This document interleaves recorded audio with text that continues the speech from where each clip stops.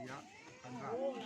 Jadi yang hadir di tengah kita ini itu ini adalah Pak Wamen, Bapak Wakil Menteri, orang kepercayaan dari Bapak Jokowi, Bapak Presiden, ya, datang dari pusat. Dan yang saya hormati juga Komisioner Komnas HAM Ibu Sandrayati Madiaga, nih dari Komnas HAM juga dari pusat, dari Jakarta. Kemudian yang saya hormati juga Deputi Kantor Staf Kepresidenan Bapak Abed Nego Tarigan, nih juga dari pusat, dari Staf Kepresidenan. Ini nanti bisa yang menyampaikan langsung ke Bapak Presiden apa yang disampaikan tadi. Kemudian juga yang saya hormati Wakil Ketua Komite 1 DPD RI Bapak Fernando Sinaga, masih nyangkut di belakang tadi. Dan yang saya hormati Kepala BPN Provinsi Jambi atau yang mewakili Pak Ismail, ini Kepala Badan Pertanahan Provinsi Jambi. Dan juga yang saya hormati para Kepala Badan Pertanahan Kabupaten Kota Provinsi Jambi yang hadir. Ya. Dari Sarolangun, mana yang dari Sarolangun? Dari apa? Kemudian juga yang saya hormati dari para kepala UPD Kabupaten Sarolangun juga hadir yang terkait Forkopimda,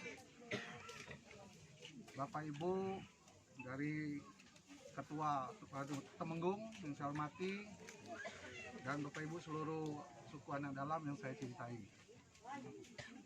Pertama sekali kita memanjatkan puji syukur kehadirat Allah Subhanahu wa Ta'ala, Tuhan Yang Maha Esa, yang mana atas berkat limpahan rahmatnya pada sore hari ini kita telah dapat dipertemukan oleh Allah, yaitu dengan petinggi-petinggi kita dari pusat yang nanti akan menyampaikan aspirasi kita. Alhamdulillah telah datang Bapak Wamen di Kabupaten Sarolangun. Pertama sekali kami atas nama pemerintah Kabupaten Sarolangun mengucapkan selamat datang Bapak Wamen, Ibu Sandrayati atas kunjungannya ke Kabupaten Sarolangun. Pada kesempatan ini dapat kami sampaikan kepada Pak Wamen, pada beberapa tahun yang lalu, itu kalau tidak salah tahun 2017, itu ada kunjungan Bapak Presiden yang juga yang diikuti oleh Ibu Menteri Khofifah dan juga Ibu Puan Maharani, Ketua DPR RI sekarang. Nah, yang berkunjung ke sini, yang mana apa yang disampaikan oleh masyarakat suku anak dalam kemarin terhadap keluhan, yaitu mengenai tempat tinggal dan kehidupan mereka yang telah disampaikan tadi. Nah, pada saat itu dari Bapak Presiden menanggapi ya, untuk membantu daripada adik kita yang ada di Kabupaten Sarolangun. Nah, namun pada saat kemarin telah ada pembebasan lahan, Pak. Mungkin tadi dari disampaikan oleh Menteri KLHK, yaitu lebih kurang 5.400. Setelah kita lakukan eksekusi, ternyata lahan itu pada umumnya sudah dimiliki oleh masyarakat. Jadi sampai hari ini belum terrealisasi kembali. Saya telah kami laporkan kembali pada kementerian terkait, namun sampai hari ini belum ada tindak lanjut sebagai pengganti daripada lahan yang telah dijanjikan tersebut. Namun kami dari pemerintah Kabupaten Sarolangun berupaya memenuhi juga sebagian besar dari masyarakat suku anak dalam dengan biaya APBD, bekerjasama juga dengan TNI, ya, yaitu membangun kawasan, yaitu namanya kawasan suku anak dalam yang kami bangun. Dan kemarin memang bantu rumah sebanyak 52 unit dari Kementerian PUPR dari pusat yang kita bangun di utama, dan juga dibangun juga beberapa tempat hal yang lain, sarana baik dari TNI maupun dari pemerintah Kabupaten Sarolangun. Nah, lahan tersebut berjumlah lebih kurang, pertama kami beli 20 hektar, kemudian juga kami beli lagi 20 hektar untuk tempat kehidupan mereka yang ada tinggal di sana. Nah, jadi tidak semua masyarakat SAD tertampung dari ini, karena Sarolangun SAD-nya berjumlah lebih kurang 2.000 lebih. Ya, yang paling besar di Provinsi Jambi, ya, SAD-nya berada di Kabupaten Sorolangun. Nah, jadi lebih kurang 2.500 berapa gitu jumlah SAD yang ada di Kabupaten Sorolangun. Nah, jadi dalam hal ini janji tersebut belum dapat terpenuhi secara menyeluruh, ya, secara keseluruhan, karena memang jumlahnya cukup banyak. Baru hanya saja kami baru bisa bantu mana 52 kakak, ya. Nah, maka dari itulah untuk menindaklanjuti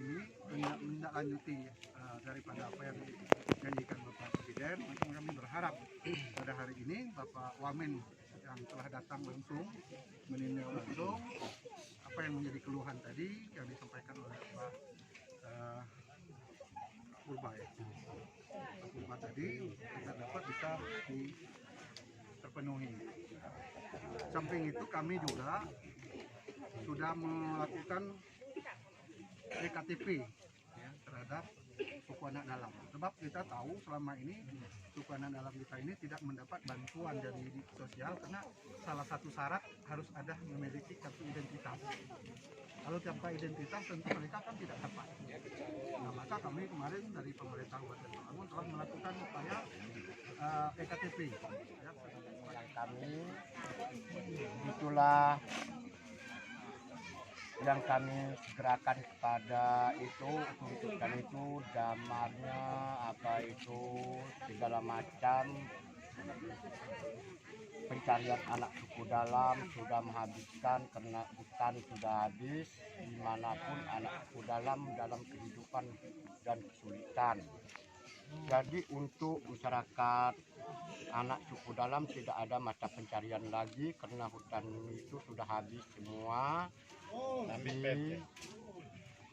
Tinggalkan tanah merah lagi yang muncul. Tidak ada pencarian anak suku dalam, semua dama Prancis, Jernang, Balam sudah habis semua. Jadi di mana kehidupan anak suku dalam. Dan juga yang kami tuntutkan pesaka nenek moyang kami, kuburan nenek moyang kami sudah hancur semua di hutan tadi membuat pebrekan.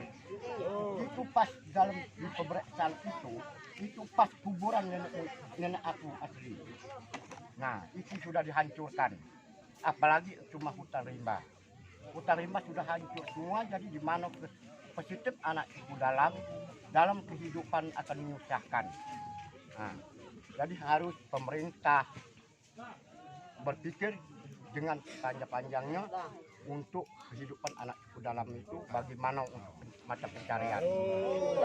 Apabila pemerintah tidak ada mengganti rugikan itu hutan nenek moyang kami sudah hancur, itu berarti pemerintah tidak mendukung kami anak suku dalam. Berarti dibiarkan kami mati. Daripada kami menyusahkan seperti itu, lebih baik Bapak boleh menembak kami. Itu yang kami perminta dari Bapak pemerintah. Kami sebagai suku anak dalam, kalau panggilan di luar orang rimba, sangat terasa susah. Saat hutan tanah kami udah digarap PT Sal, udah ditanami kelapa sawit, ekonomi kami semakin menurun, kami semakin susah. Tapi kami berharap kepada PT Sal maupun pemerintah, tolong kembalikan tanah adat kami. Biar kami tidak susah lagi, tidak lagi kelayapan setiap sawit-sawit masyarakat. Akhirnya tuh timbul yang tidak enak didengar. Jadi kami ingin PT Sal menyisihkan. Masa orang Jawa, orang mana-mana datang ke sini dapat bagian tanah kami, sedangkan kami yang pribumi asli suku anak dalam sini tidak dikasih apa-apa. Jadi kami berharap PT Sal itu menyisihkan, mengembalikan tanah adat kami yang telah diambil sama dia.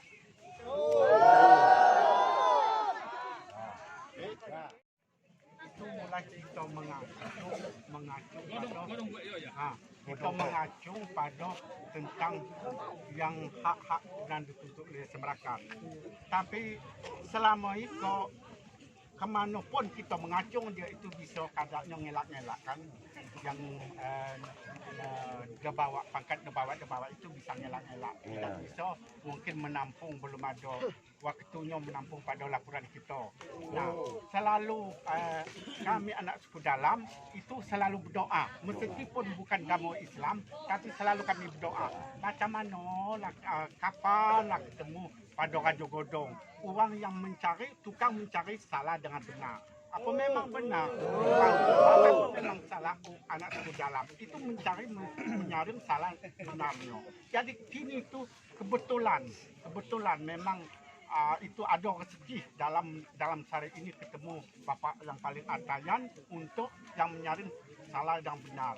Pada posisi ekonomi yang apapun yang hak anak suku dalam, mulai dari jerenang, manau, rotan, karet, lutung, pohon gunung, pohon sialang, apa itu tanah leluhur nenek moyang, kubur-kuburan, itu memang posisinya lagi dulunya itu kami beladang itu pada datar, pada datar. Sekarang ada contohnya ini tuh di pinggir bukit tinggi-tinggi, yang sementara yang di datar itu dapat orang, kami dapat gunung-gunung. Dapat apa-apa. Nah, jadi susah. Sangat susah cari air sampai pada itu niat dalam arti itu niat itu mencari orang yang mencari salah dengan benar. Macam mana lah kena cepatkan.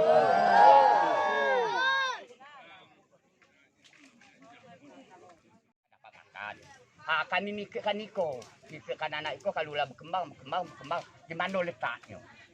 Itulah kami pikirkan Iko. Berhenti dulu Bapak. Ya. Orang asli di Air Hitam, maksudnya ya daerah ini daerah Air Hitam disebutkan Pak. Tapi kami di Air Hitam ini sudah sangat susah sekali kehidupan kami karena semuanya sudah pergi, sudah diambil. Iya, betul. Perusahaan termasuk juga disebutkan tadi orang luar. Iya. Jadi padahal kami itu mengais kemana-mana, seperti ayam, pergi sana mengais hidup, pergi sana mengais hidup. Mungkin masih bisa dapat hanya untuk makan, tapi kalau anak cucu kami ini sudah besar-besar nanti dan umatnya tambah banyak, mau di mana semuanya? Karena tidak ada tempatnya. Betul. Jadi tolonglah kami dipikirkan. Iya. Tolonglah kami dipikirkan oleh pemerintah. Ya, sebutkan. Dengan orang perusahaan itu karena mau nyari makan. Jadi kami menuntut itu karena memang itu hak milik kami. Kenapa kami selama ini merasa kami itu tertekan sama orang perusahaan? Betul. Ya, itu masyarakat, kebutuhan masyarakat itu adalah yang seperti yang Tengku Prisal sampaikan tadi, semua perekonomian atau pencarian kami yang dulunya masih ada rimbo untuk di sini sekarang sudah hilang musnah. Jadi pekerjaan kami masyarakat susah, termasuk saya sendiri orang susah Pak, saya masyarakat sendiri. Mata pencarian kami yang seperti sekarang bully Bapak pemerintah dan pihak-pihak masyarakat nilas bahwa pekerjaan kami cuma 2 rangkap yang bisa kami kejar. Pertama kali berburu Pak, berburu itu dinamakan berburu, itu apapun yang bisa mengeluarkan kira-kira uang, itulah yang kami cari. Yang kedua adalah kami masyarakat susah bisanya membrondol. Jadi di samping kami membrondol Pak, biar saya jelaskan, kadang-kadang kami ini kan membrondol, kami bisa meskipun kami salah di posisi salah bahwa kami ini suka mencari brondol, tetapi kami mempunyai jawaban yang tepat bahwa kami merasa yang ada hak milik kami di setiap PT-PT. Kenapa? Di PT-PT contohnya itu orang PT belum ada mengeluarkan menyisikan untuk hak milik kami di daerah 1 Kecamatan Air Hitam Bukit 24. Jadi yang kami tahu kalau kami memang melanggar dari aturan pemerintah, kami tidak memilih bahwa ini hak. Mendengarkan masukan dari para pihak, tapi juga yang paling penting mendengarkan apa usulan penyelesaiannya. Nah di sini yang masih kita coba tampung dan coba kita gali terus solusi-solusi yang diminta baik oleh masyarakat maupun oleh PT SAL.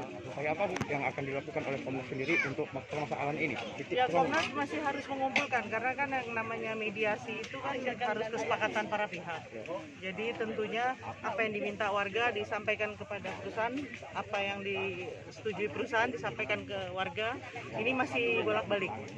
Masih ini berapa bagaimana? ada berapa pertanyaan atau laporan yang disampaikan kepada dalam sendiri hari ini?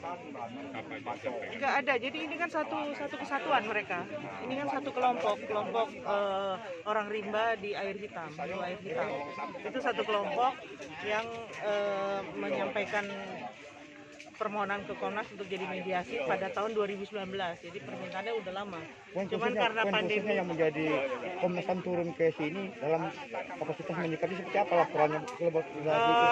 Kalau kali ini kami memang mengajak Badan Pertanahan ATR, kemudian kantor staf presiden dan DPD juga untuk mencoba mendengarkan langsung dari masyarakat, mendengarkan langsung dari perusahaan, karena kan yang mengatur hak HGU dan lain-lain adalah dari ATR gitu ya, dan juga yang pernah berjanji kepada masyarakat untuk presiden. Harapan ke depannya bagi mereka seperti apa Komnas HAM menyikapi untuk kesimpulannya Bu? Seperti apa nanti ke depan langkahnya?